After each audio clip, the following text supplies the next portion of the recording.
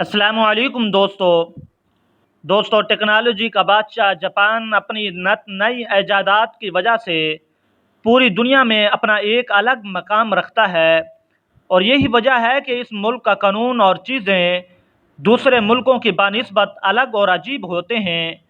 آج کی اس ویڈیو میں ہم بتانے جا رہے ہیں جاپان کے سکولوں کے کچھ عجیب و غریب باتیں، جنہیں سن کر آپ حیران ضرور ہوں گے۔ دوستو، جاپانی لوگ وقت کے بہت پابند ہوتے ہیں۔ اگر کوئی سٹوڈنٹ بغیر وجہ کے چھٹی کرے یا دیر سے سکول پہنچے تو اسے سخت سزاؤں کا سامنا کرنا پڑتا ہے۔ جاپان کے سکولوں میں کسی بھی ہیئر سٹائل کے ساتھ سکول جا سکتے ہیں، لیکن شرط یہ ہے کہ بال کان کے اوپر نہیں آنے چاہیے، کیونکہ وہاں کے ٹیچر یہ سمجھتے ہیں کہ جن کے کانوں کے اوپر بال ہوتے ہیں ان کے سننے اور سمجھنے کی صلاحیت کم ہو جاتی ہے۔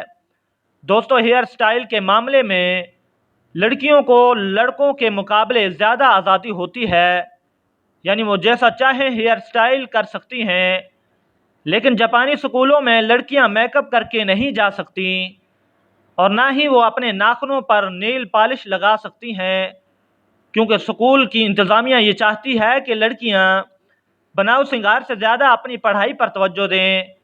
جاپانی سکول میں اگر کوئی لڑکا شرارت کرتا پکڑا جائے تو اسے لڑکیوں کی کلاس میں 7 دن کے لیے بٹھایا جاتا ہے، تاکہ وہ اپنے کیے پر شرمندگی محسوس کرے اور دوبارہ ایسی شرارت نہ کرے۔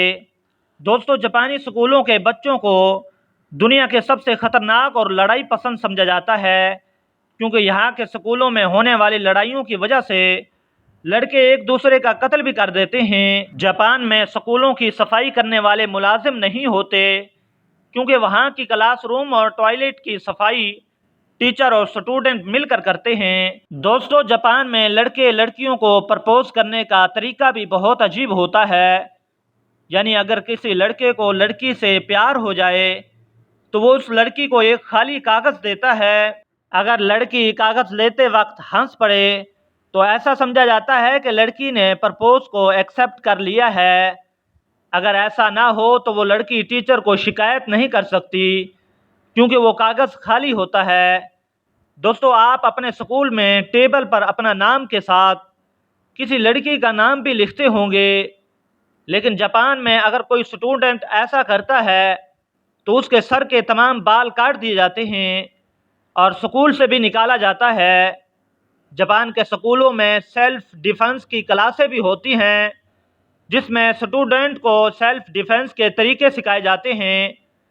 جاپان میں اگر کوئی ٹیچر سکول نہ آ سکے تو کلاس کا ایک بچہ باقی بچوں کو بطور ٹیچر پڑھاتا ہے۔ جاپان کے سکولوں میں سٹوڈنٹس گھڑی کی طرف نہیں دیکھ سکتے، کیونکہ انہیں معلوم ہوتا ہے کہ چھٹی کے بعد بھی انہیں ایکسٹرا کلاس دینی ہوتی ہے۔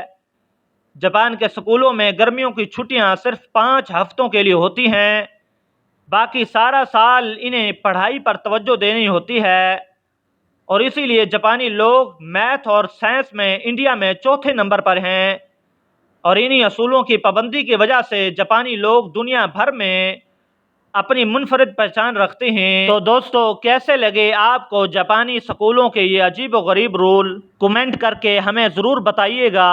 تو دوستو، یہ تھی آج کی ہماری ویڈیو اچھی لگی ہے تو اسے لائک اور شیئر کریں۔ مزید اس طرح کی دلچسپ ویڈیوز دیکھنے کے لیے ہمارے چینل کو سبسکرائب کر کے ساتھ میں موجود بیل آئیکن کو دبا دیں۔